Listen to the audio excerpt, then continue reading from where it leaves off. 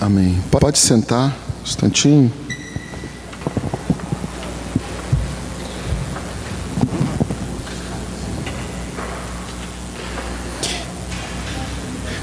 Então, meus queridos,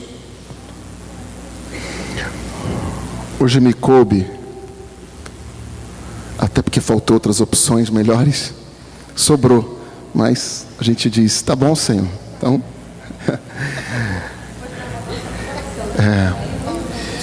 o tema que me foi dado é vigiar na espera.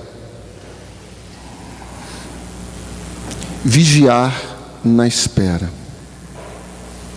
E até quando a gente cantava aquela música, eu espero em Deus, eu espero nele, eu tenho esperança nele, já se torna uma coisa muito importante para nós. Esperar das pessoas que elas realizem a nossa felicidade, está aí um grande erro na nossa vida. Não que elas não possam, de alguma maneira, nos proporcionar alegria, mas quando eu coloco sobre outra pessoa a tarefa de me fazer ser feliz, eu espero tudo dela, seja quem for, mas cedo ou mais tarde você sabe que você vai se decepcionar. Quando você espera em Deus, você encontra força para dar, sem esperar em troca. Porque quando nós vivemos a vida como um investidor da bolsa, que aplica e depois quer o seu retorno, o seu lucro, cuidado, você é um forte candidato a dar com os burros na água. Então, a primeira coisa é esperar em Deus, esperar com esperança, esperar nos cumprimentos da sua promessa, porque Ele cumpre fielmente o que Ele prometeu. Ele não nos prometeu uma vida de sombra e água fresca. Ele não prometeu que você não ia ter problema. Ele prometeu, eis que estarei convosco todos os dias até o fim dos tempos. Ele prometeu que ia nos prover. Quantas promessas tem? Depois você pega como exercício. Quem dera a gente fosse mais estudioso da palavra de Deus, né? A gente estuda para tudo quanto é lado, estuda para concurso, mas a palavra de Deus a gente dá aquela lidinha básica. Esse Salmo 33, veja quantas promessas o Senhor tem nessa palavra. Os anjos do Senhor acampam ao redor dos que o temem e o livram. São numerosas as tribulações do justo, mas de todas elas livra o Senhor. Quanta coisa! E a gente tem que tomar posse. E vigiar. Bom, isso a gente sabe. A gente aqui, normalmente no grupo de oração, a gente estava conversando, a gente tem um grande desafio. Porque às vezes a gente tem que colocar uma palavra, uma pregação, que é um alimento mais sólido, mais exortativo. Mas às vezes no mesmo grupo tem um irmão que está há 15 anos, 20 anos, 25 no caso da Laura, né? E tem um irmão que chegou agora. Como é que você vai dar filé, sei lá, uma carne, um legume, um feijão, um recém-nascido? Fica complicado, não é verdade? Então, né? Então você que chega, tá recém-chegado no grupo, você vai filtrando, que você não, né? Vai, faz que nem festa, né? Passa o garçom, você não, essa aqui não vai me fazer bem, aí você. Eu queria dizer então para esses irmãos que estão chegando que Deus ama profundamente você, que tudo o plano de Deus é a sua salvação, que nada que Ele manda é por capricho. Deus, Ele quer cortar o meu barato, por isso eu não posso isso, não posso aquilo. A nossa fé não é a fé do não posso. Até um Santo Agostinho falava, ama e faz o que você quiser, porque se você amar, você não vai fazer tudo que está ali nos 10 mandamentos. A nossa fé é a fé do pode. Você pode amar, você pode. Agora, você pode tudo, mas não deve tudo. São Paulo vai dizer isso, né? Eu posso tudo, mas não devo tudo, porque nem tudo edifica. Então Deus te ama profundamente. O plano dele é ter você junto com Ele, porque Ele sabe que se você se separar dele, a chance de você se perder é 100%. Porque Ele quer te ver junto dele aqui em toda a eternidade. E Ele fez tudo o que Ele pode, e não é pouco. Ele nos amou, Ele nos deu a sua palavra, Ele nos deu o seu corpo, Ele nos deu o seu sangue. Por favor, vai dizendo tudo que Deus nos deu. Vai dizendo aí para mim, o que mais que Ele nos deu? E que Ele nos dá? Não tá vindo à mente, não? O que Deus... Vai enumerando aí. Deu a vida, força, consolo, fé, coragem, sabedoria,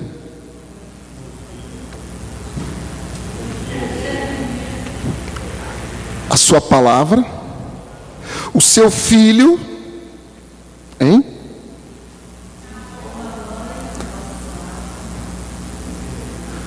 Nos deu o seu corpo, nos deu o seu sangue, nos deu os seus anjos, nos deu os seus santos,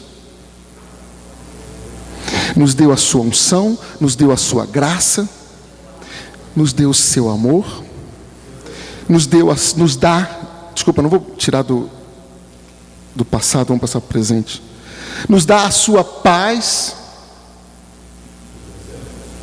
dos seus exemplos. Gente, está faltando coisa aí, cadê o povo aí? O que mais que Ele nos dá? Nos dá a salvação, o perdão. Agora você falou mesmo, né? Chegou lá, né? Nos dá o seu perdão, a sua reconciliação, a sua salvação. Nos dá o seu Espírito. O que falta mais Ele dá? O que falta Deus te dá? Todo dia Ele se consagra, Ele é consagrado no altar para entrar dentro de você. Ele deu tudo, Ele continua dando tudo. É pouco, não? Então essa é a mensagem inicial para você que está chegando. Deus te deu tudo sem te cobrar nada. Continua não cobrando, porque o objetivo dele é a sua salvação. Problema, outra coisa que faltou, né? Deus, seu Espírito eu falei, né?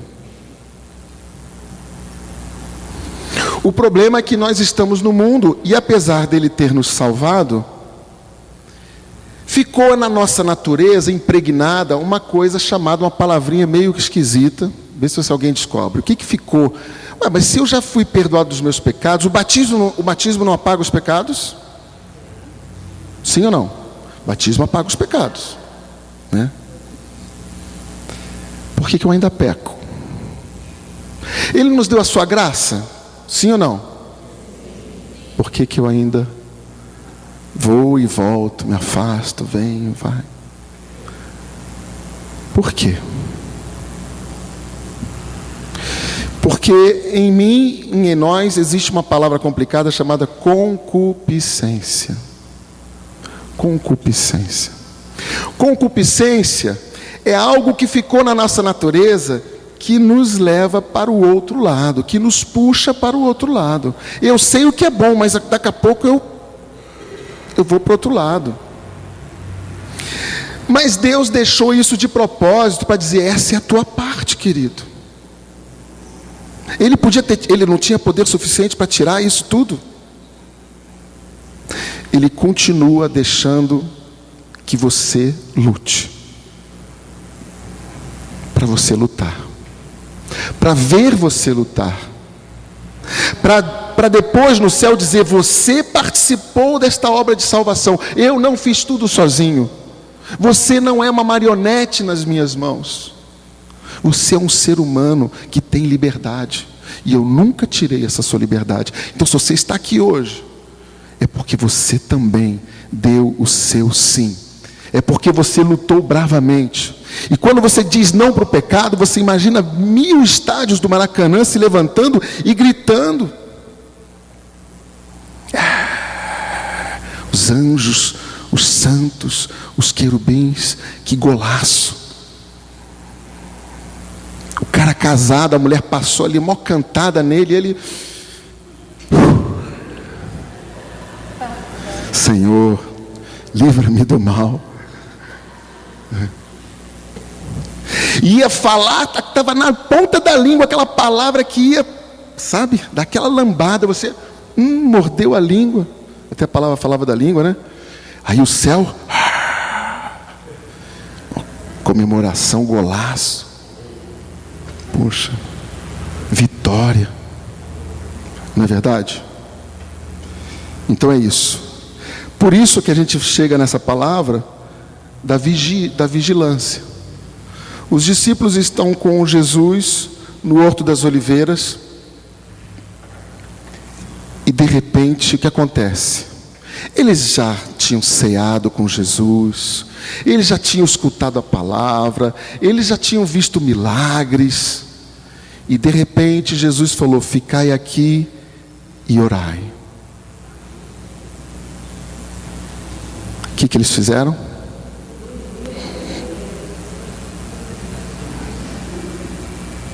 Dormiram. E Jesus vai lá e pede de novo: não pudesse vigiar um pouco? O que acontece depois? Eles dormiram. E o Senhor está nos dizendo, né? Desperta, povo meu. Desperta, Dudu, desperta.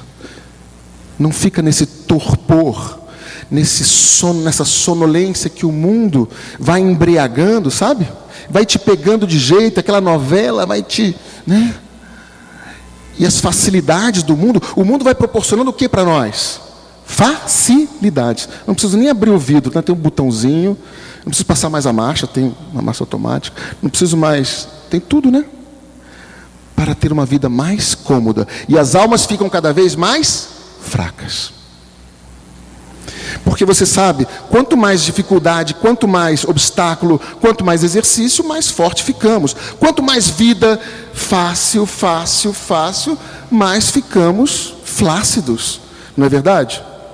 Quando você quer ter tônus muscular, você tem que forçar aquele músculo. Espiritualmente é a mesma coisa.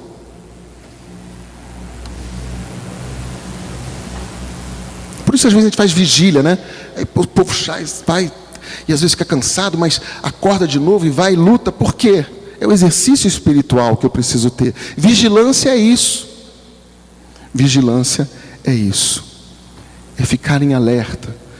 Mas vigiar o quê? Vigiar quem? Eu até ia tentar arrumar um binóculo aqui que eu ia trazer aqui, mas não consegui arrumar. Eu acho que vigiar é isso. Eu pego meu binóculo e fico. E olha lá o que o cara está fazendo. Estou vigiando. Está vigiando a vida do outro. E não é? Às vezes a gente pensa que é isso. Vigiar, né? E o pior, né? A gente bota o binóculo para aumentar quando é dos outros, quando é o nosso, a gente vira o binóculo ao contrário, já viu? Fica desse tamaninho, né? Mas vigiar não é apenas ficar esperando assim, né? Eu estou vigiando, né? Vigiar é vigiar a nossa própria conduta. Por quê? Porque esse Jesus voltará. Ele foi para o Pai e ele vai voltar. E se nós lermos, nos 4 evangelhos fala da vinda de Jesus. E gente, é pesado. Quem leu, quem já viu, serão tempos muito difíceis. Nós temos que estar preparados para tempos difíceis. Eu não posso pregar uma coisa diferente. Eu não posso aqui dizer, não, brincadeira de Jesus, estava só brincando, vai ser tudo moleza. Ele diz, vocês serão perseguidos. Tem uma palavra que me estremece, diz, vocês serão odiados por todos por causa do meu nome. É Jesus que falou. E de vez em quando a gente toma uma lambada e fica surpreso. Ai, como me trataram desse jeito, imagina eu. Por que você não? Não é? Orgulho. Não, por que não podia ter falado comigo desse jeito? Você é cristão, dá glória a Deus, porque Jesus... Eu fico muito espantado quando Pedro sai da prisão. E ele foi preso, foi açoitado, ele saiu alegre por ter sido digno de ser preso por causa do nome de Jesus. Ele não saiu dizendo, imagina fazer isso com o primeiro Papa da Igreja Católica. Ele não falou isso.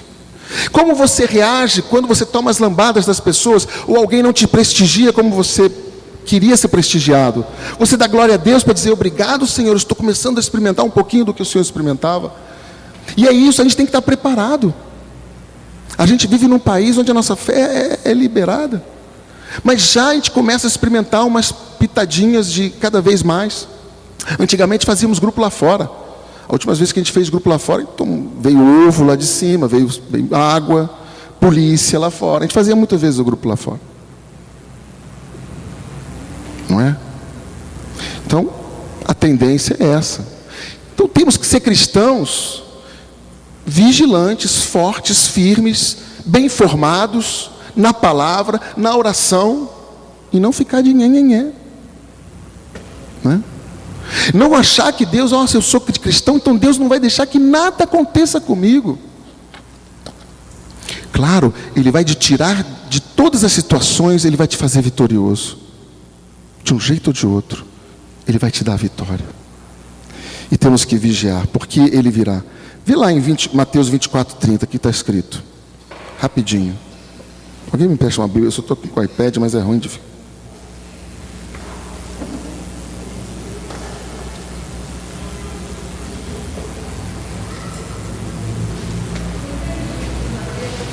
Mateus 24:30.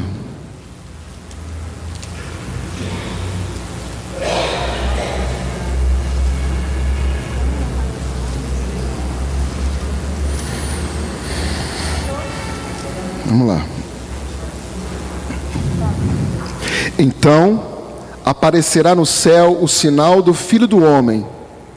Todas as tribos da terra baterão no peito e verão o Filho do Homem vir sobre as nuvens do céu, cercado de glória e de majestade. Todos. Aqueles que são cristãos e os que não são. Jesus não vai aparecer apenas para os cristãos. Jesus vai vir na sua glória e todos os povos da terra vão contemplá-lo. E ele virá para julgar. Nós vivemos no tempo da misericórdia, mas então virá o tempo do julgamento. E eu quero dizer uma coisa bem pesada aqui para vocês. Imagina que você tem duas pessoas, dois funcionários. A um deles você diz o que você queria que ele fizesse. Ao outro você não disse nada. Quando você voltou, os dois estavam fazendo besteira. A quem você será mais severo? Vou repetir. Você tinha duas pessoas, dois funcionários, vamos dizer mais ou menos assim. Um você explicou direitinho o que você queria dele. O outro você não disse nada. Quando você volta, os dois estavam fazendo as maiores besteiras. Com quem você será mais severo? Eu quero dizer para você, meu irmão, que esse somos nós. Tá? Eu não quero colocar nenhum fardo sobre ninguém, mas Jesus que diz: a quem muito foi dado, será pedido. Porque muito foi dado, e por isso eu comecei a pregação falando de tudo que Deus nos dá. Mas o que Ele pede não é pesado. Mas eu preciso vigiar, porque o espírito está pronto, mas a carne é fraca. Eu falava, não sei se eu falava aqui, que quem é atleta, experimenta ficar uma semana sem correr. Não dá jeito. Experimenta ficar um mês sem oração, sem Eucaristia. E o inimigo, desculpa, ele vai preparando a nossa queda bonitinho. Ele não começa com coisa muito escabrosa, não. Ele vai pelas beiradas. Ele vai nas beiradas, ele vai nas pequenas coisas. Eu faço pequenas concessões, e eu vou lendo coisas que eu não deveria ler. Outro dia, uma pessoa que se diz cristão, mostrando vídeo de coisas escabrosas. E eu falei assim: meu irmão, você não é cristão, e não era católico, mas como é que está querendo me mostrar isso? E às vezes a gente, para não ficar sem graça, acaba olhando aquele vídeo. Tem tanta coisa escabrosa aí. para não ficar sem graça. Você deve dizer: me desculpa, meu irmão, não dá para mim para ver isso aí.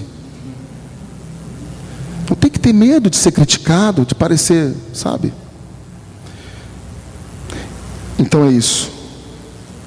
A gente vigiar, porque a gente não sabe. Aí no versículo 42 vai dizer: vigiai, pois, porque não sabeis a hora em que virá o Senhor. Não sabeis.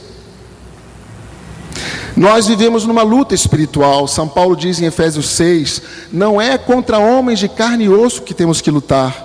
Não é contra o teu vizinho, contra o teu marido, contra a tua esposa, contra o teu filho. Cuidado, não perder o foco. De repente a gente se acha brigando e acha que os nossos problemas é por causa de fulano, beltrano, do governo. Mas não é. Amém? Nós temos que manter a nossa lâmpada acesa. E se você pega em Mateus 25 depois, e você vai ler a parábola das 10 virgens. 5 delas levaram óleo consigo para a festa do casamento. E 5 delas disseram: deixa para depois. Sou muito jovem. Deixa para quando eu ficar velho. Aí eu vou para a igreja. Gastou bastante.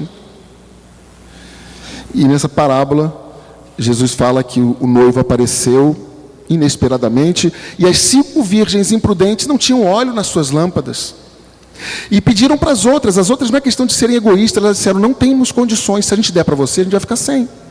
Desculpa, nesse caso nós não podemos. Eu não posso dar carona na salvação do outro, eu não posso pegar carona na salvação do outro, nem que minha mãe seja aquela pessoa muito fervorosa que reza por mim dia e noite.